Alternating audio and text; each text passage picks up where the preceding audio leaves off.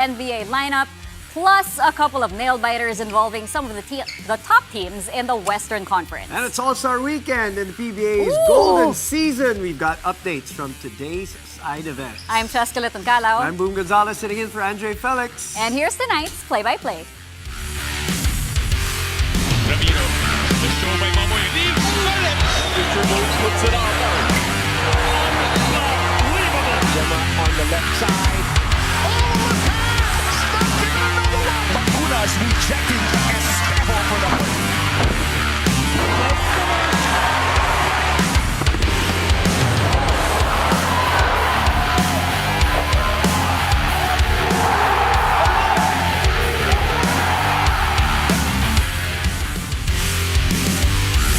It is March 6, 2026, finally Friday. Hey. Let's start the show with an out-of-this-world performance in the NBA. Victor Wembanyama giving the San Antonio Spurs a memorable homecoming in their 121-106 win over the East-leading Detroit Pistons. The Alien finished with 38 points, 16 rebounds, and 5 blocks as the Silver and Black played their first home game after spending nearly a month on the road. Wemby did get a lot of support from his teammates. Spurs had a 54% shooting clip from deep. The Aaron Fox finished with 29 markers, while Stephon Castle dished out 12 assists. Cade Cunningham tried to carry Detroit with 26 points and 8 dimes in a losing effort. The Spurs sweep their season series with the Pistons and improve their record to 45 wins and 17 losses, which is good for second in the West. The Pistons are still number 1 in the East with 45 victories and 16 defeats. Pretty much any game between top seeds usually is, you said impressive, right? Any game between top seeds should be impressive. For us, it was super fun, and it wouldn't have been fun if we didn't set the tone to the game, If we didn't dictate the game. I think we led for 48.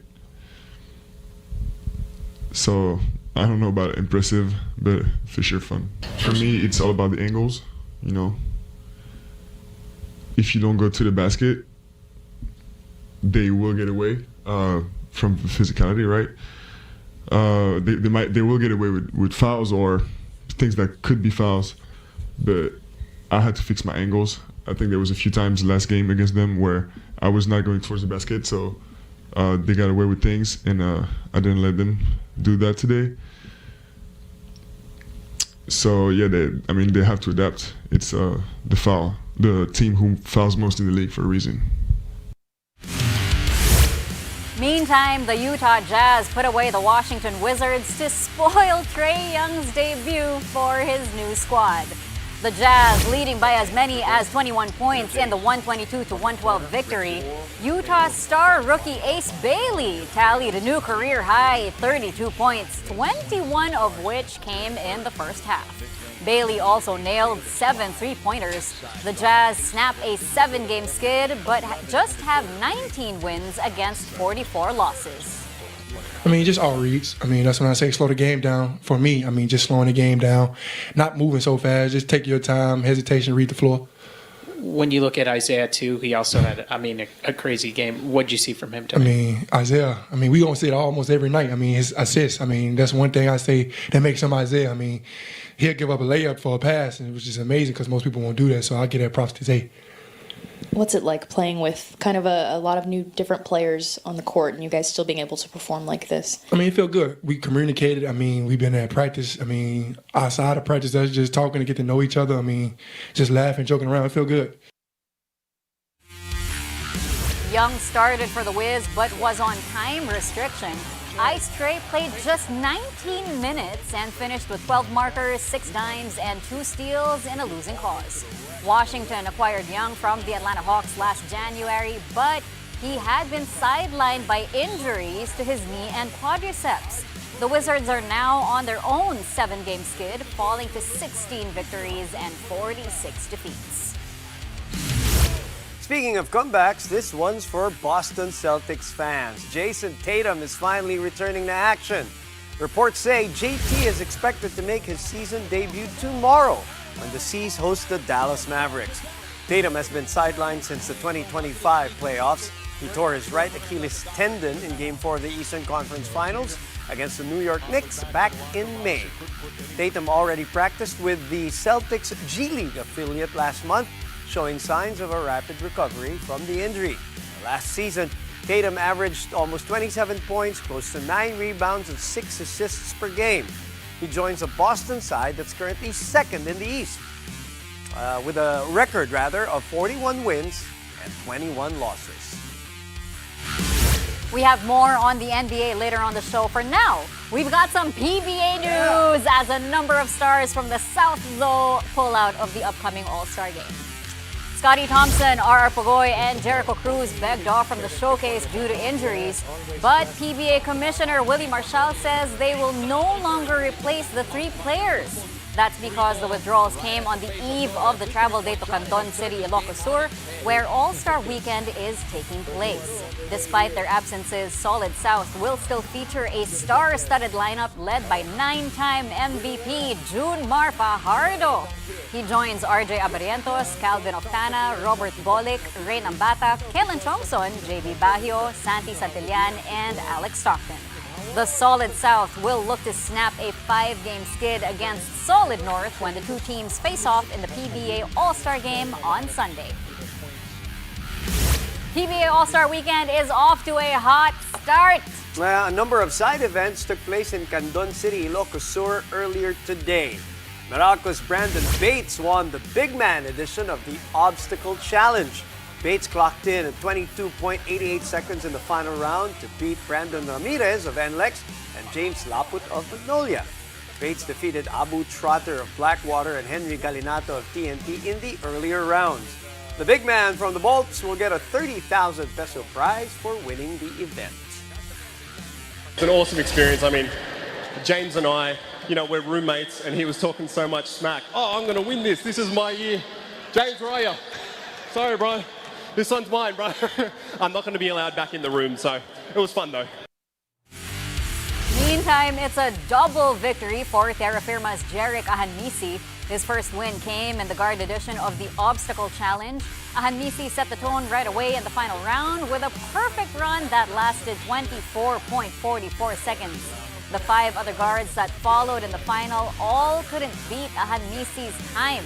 Ahanmisi will likewise take home 30,000 pesos for this victory. Yeah, I think there were a little bit of nerves, but I tried to just take each obstacle as it was in the moment and try to be as present as possible. So every course was its own obstacle, and I just made it through. I think for me, usually if you're going first, you always got to try to set the tone. So I think I just tried my best to get through the course as fast as possible, and it worked out well for me. Barely an hour later, Ahanmisi ruled the 3-point shootout. He nailed 30 points in the final round to beat San Miguel's Marcio Lassiter. Ahanmisi is the first player in PBA history to win 2 skills challenges in one day. Coming up, we hear from the Golden Boy, Carlos Yulo, as his 2026 schedule takes a huge hit. The details of the story and more when Play-by-Play returns here on One News.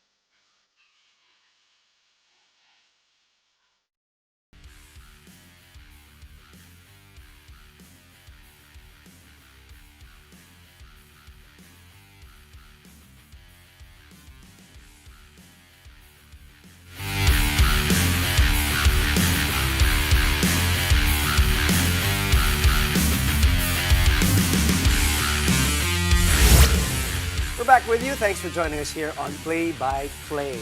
Now let's go back to the NBA as the Denver Nuggets reassert their mastery over the Los Angeles Lakers. The Nuggets with a 120-113 wire-to-wire win, but they had to stave off the Lake Show down the stretch. Denver was up by just 1 point with 2 minutes to go. Nikola Jokic had to bail his team out by nailing back-to-back buckets down low to ice the game. The Lakers didn't score again till the last 8 seconds when the Nugs were already out of reach. Jokic finished with 28 points, 12 rebounds, and 13 assists, although he did have 9 turnovers. Jamal Murray dropped 28 markers to go along with his 7 dimes. Luka Doncic scored 27 for the Lake Show but needed 24 shot attempts. LeBron James and Austin Reeves had 16 apiece in the loss. The Nuggets climbed to 39 wins and 24 losses for 5th in the West.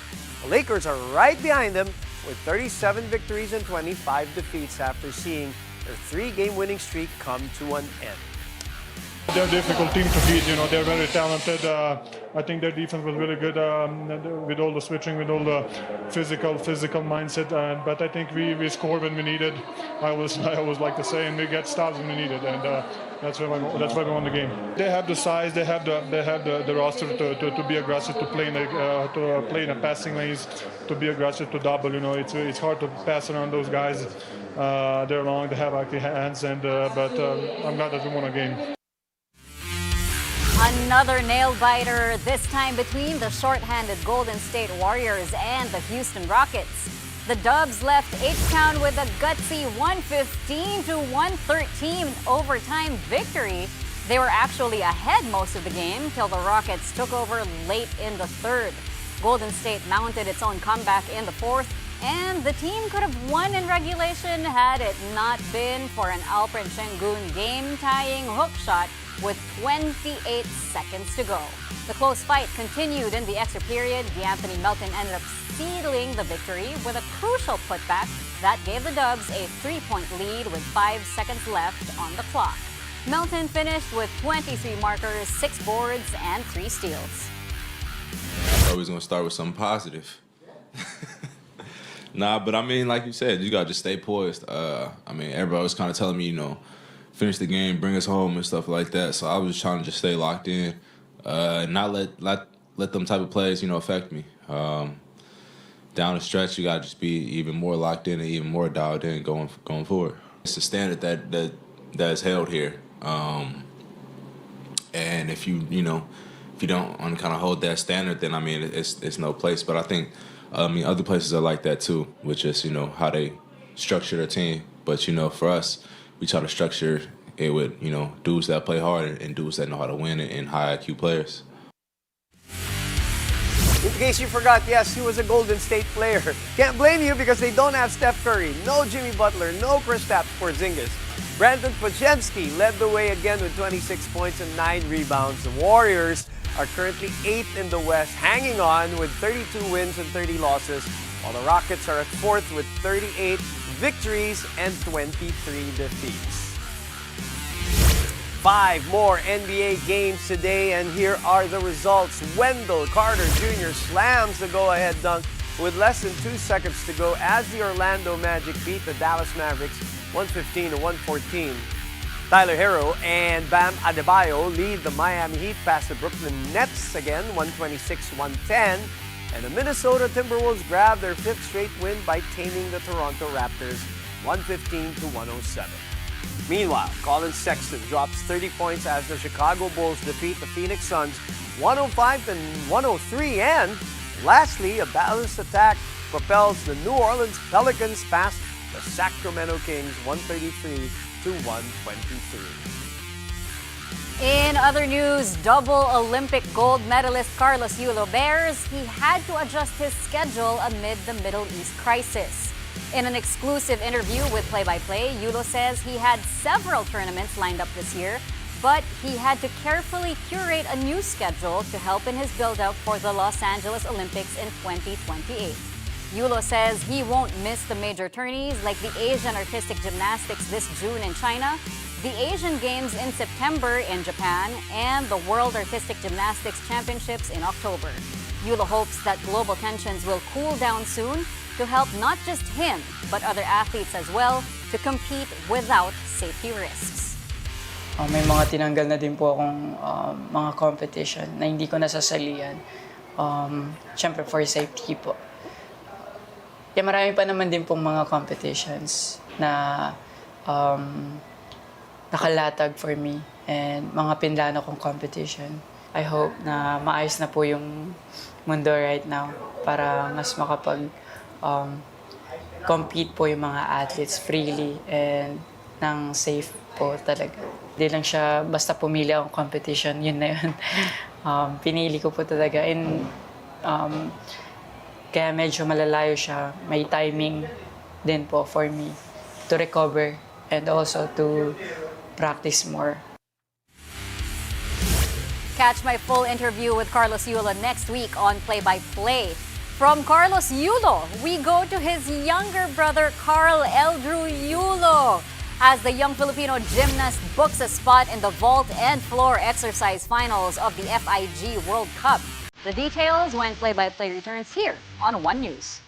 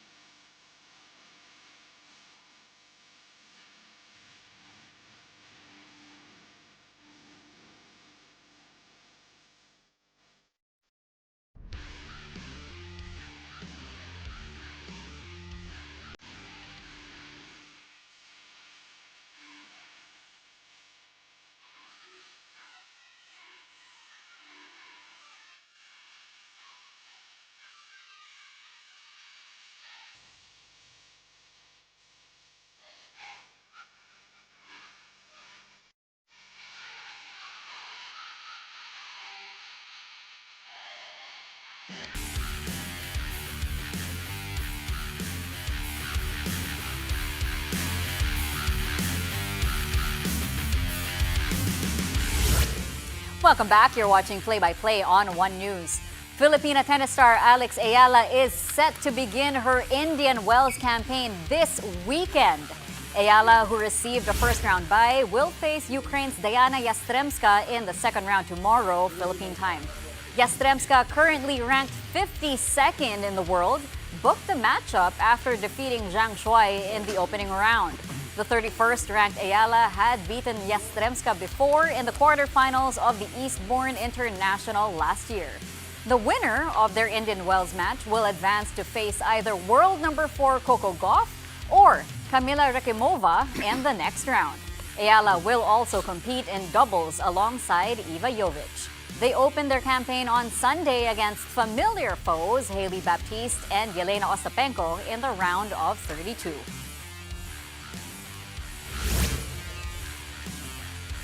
Moving on to volleyball, as both the Crisscross King Crunchers and the Savoj Spin Doctors stay perfect in the Spikers Turf Open Conference. Crisscross put away the 3B Event Masters in 4 sets. The King Crunchers bucked a first set loss and eventually dominated their opponents for the win 21-25, 25-10, 25-13, and 25-15. Jude Garcia had his way against 3B, putting up 26 points on 19 attacks, 5 blocks, and 2 service aces. The King Crunchers improved to 4-0, while the Event Masters slide to 1-3. As for Savoj, they swept the AEP Cab Stars 25-22, 25-21, and 25-16. Louis Ramirez took the spotlight with his 16 markers built on 11 attacks and 2 blocks. The Spin Doctors are likewise at 4-0. The Cab Stars dropped to 1-3, tied for 4th place.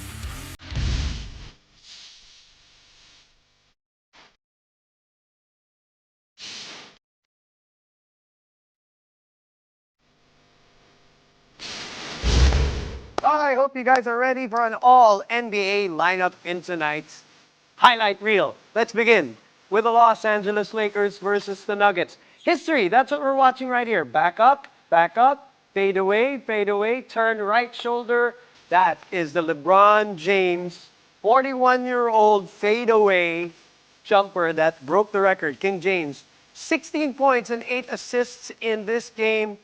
He, of course, surpasses now Kareem Abdul-Jabbar, most field goals in NBA history. The Lakers lose to the Nuggets, though, 120-113. But the fadeaway jumper is still looking good, even at 41. All right, this one was exciting. Warriors versus the Rockets. Time winding down. And yes, a guy named Anthony Melton, in case you forgot, playing for the Warriors. We mentioned all those players, all those superstars missing for the Warriors. So who did they have? They have Pod, they had Green, and of course they had the Anthony Melton, who stayed with that shot.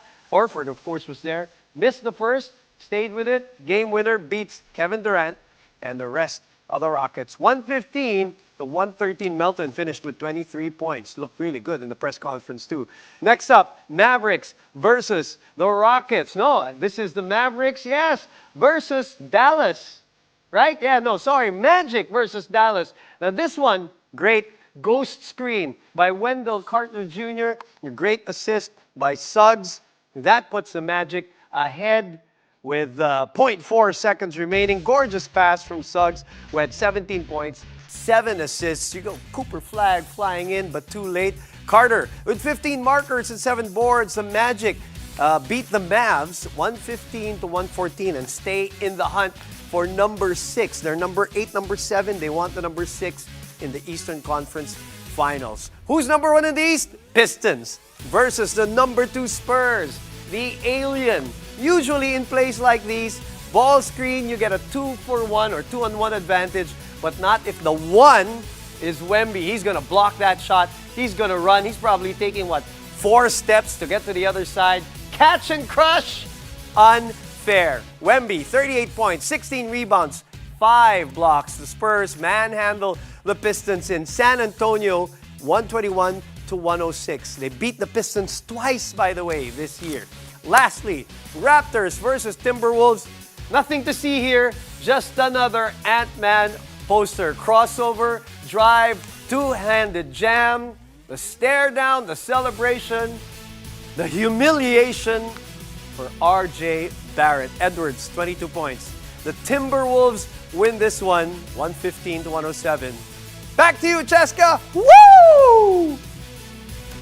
Not sure if Boom Gonzalez or Ric Flair. And before we go, another Yulo is shining on the international stage. Carl Eldrew Yulo booked his place in the vault and floor exercise finals of the FIG Artistic Gymnastics World Cup in Baku, Azerbaijan. The younger Yulo scored 13.800 in the qualification round of the floor exercise. This was good for fourth place and a spot in the medal round on Saturday. Yulo also scored 13.550 in the vault to book a spot in Sunday's final. Fellow Filipino gymnast John Ivan Cruz is also seeing action in the tournament. 3 more qualifying events are scheduled today as the competition continues in Azerbaijan. Good luck to our Filipino gymnasts. I'm calling it Yulo Gold 2032. No, but if you talk to, we've seen several interviews of Carlos also talking about his younger brother. He always says, mas magaling pa yan. I don't doubt it. It's amazing what these brothers are doing. I can't wait to see your part 2 interview. Gosh, yeah. So that's gonna happen next week. Okay. Please stay tuned for that. Amazing person, Carlos As Yulo. usual, he still sounds the same. Sounds the same. Very humble. Very. Oh my gosh. Amazing. I can't wait to watch it. But for this weekend, have a good one. That's all from us tonight, kapatid. Catch us again Monday, 9 p.m. for a play-by-play of the day's top sports stories. Play-by-play is on One News, that's Signal TV Channel 8 on SD and Channel 250 on HD. We are also available on Signal Play and Pilipinas Live. Stammering my way to the weekend, I'm Boom Gonzalez, sitting in for Andre Felix. I'm Chaska Letuncalao. Thank you for watching, mga kapatid. Happy Friday! Woo-hoo! Good night.